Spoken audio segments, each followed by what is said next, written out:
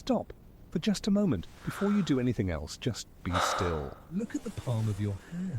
Really look at it. Don't just glance. See the lines, the texture of the skin, the way the light creates tiny shadows. Most people will see a hand and move on, but you see more, don't you? You see the history in those lines, the potential, the complexity. This is the essence of what it's like to be you. And it's probably the source of a label you've been given your whole life, overthinker. You're the one who replays a casual conversation from last Tuesday on a loop, trying to decipher the true meaning behind a single, carelessly chosen word. You're the one who sees 17 possible negative outcomes for a simple decision, while everyone else has already forgotten the question. They say, well, you're too in your head.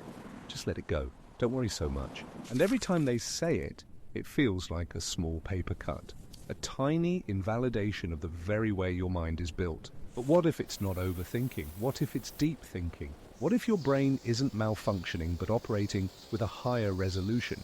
Think of it like a high-definition camera in a world of standard-definition screens. You capture details, nuances, and data points that others don't even know exist. This isn't just poetry. There's a biological basis for it.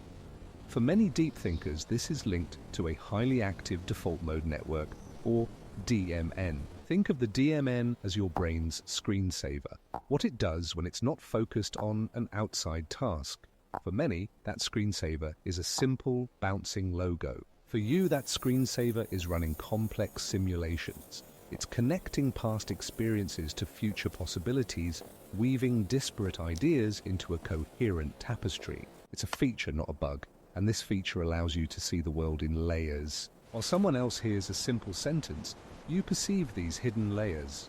Let's name a few. Layer 1. The literal words, I'm fine. Simple enough.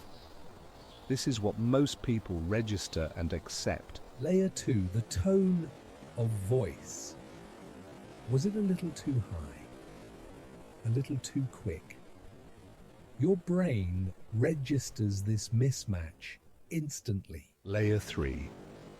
The micro-expression. The flicker of sadness in their eyes that lasted for 1/10 of a second. You caught it. Layer 4. The context. You know they had a difficult meeting this morning.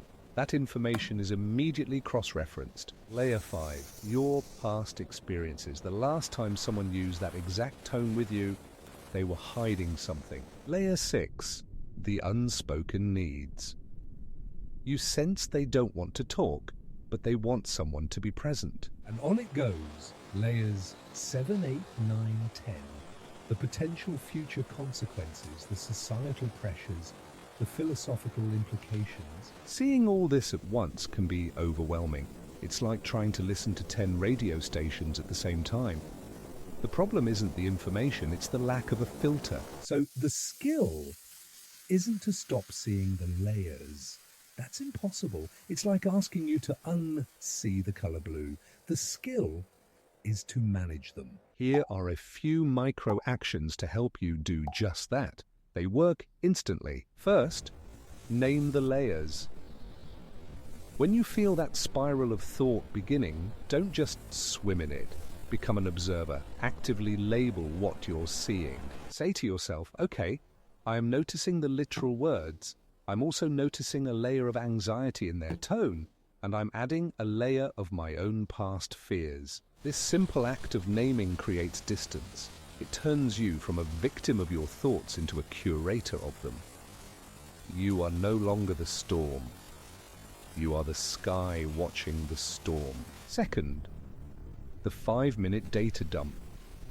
When the layers become too much, grab a piece of paper or open a blank document.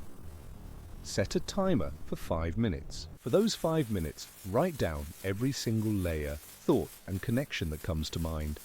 Don't censor it. Don't organize it. Just dump it all out. When the timer goes off, you stop. Close the notebook. The act of containing the process within a time limit tells your brain that there is a start and an end. It's not an infinite loop. Third, find the signal in the noise. After you've identified the layers, whether in your mind or on paper, Ask one simple question. Of these 10 layers, which one or two are actually useful right now? Maybe the layer about your past fears isn't useful. It's just noise. But the layer about their unspoken need for presence, that's the signal. This isn't about ignoring your perceptions. It's about prioritizing them. It's the difference between being a powerful radio receiver and being a skilled radio operator. Fourth, verbalize one layer. This is the advanced step. In a safe relationship, try sharing just one of your observations. Gently, instead of asking, well, what's wrong? Which is an accusation born of all 10 layers, try something focused. I noticed your tone changed a little. Is everything okay? This grounds your perception in reality. It invites connection instead of creating conflict.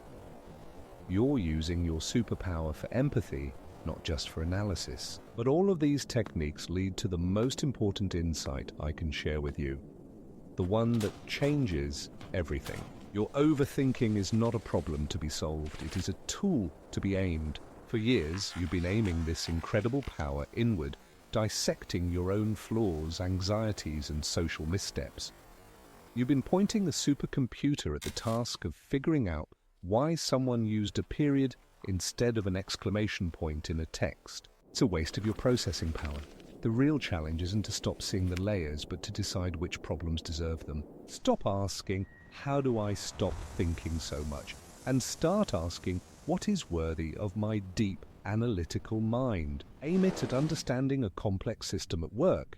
Aim it at creating a piece of art that has depth and meaning. Aim it at a scientific problem. Aim it at showing profound empathy to someone who feels completely misunderstood, because you, of all people, can see the layers they're hiding. When you aim your mind at a worthy target, it doesn't feel like overthinking anymore. It feels like focus. It feels like flow. It feels like a gift. You don't overthink. You perceive reality in high definition. You see the hidden layers everyone else misses. Don't let the world convince you to turn down your resolution. Don't let them make you feel broken for seeing more. Instead, learn to be the master of your magnificent deep-thinking mind. The world is a flat, simple place for many. For you, it's a rich, layered, and meaningful landscape. Start exploring.